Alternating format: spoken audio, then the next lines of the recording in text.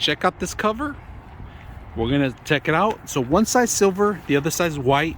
This is one that you could have a 10 by 10 tent that you could set this up easily to set up.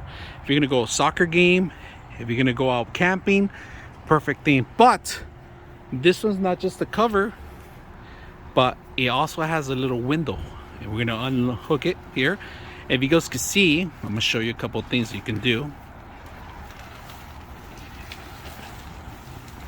So in case it's too windy, you don't only drop these, you tie them up together. So I'm gonna show you guys how to do that.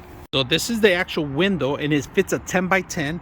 So it has the roll-ups, all right, if you guys can see, and you could tie it up if you want, so you won't have any extra excessive matting or extra hitting the ground and getting dirty. This is perfect for a 10 by 10. I'm gonna step back. Window, if you want it, if you want to see through, and then it also blocks some of the sun with it too. So because of the mesh, plenty of mesh for it, it blocks up a lot of the sun, mosquitoes.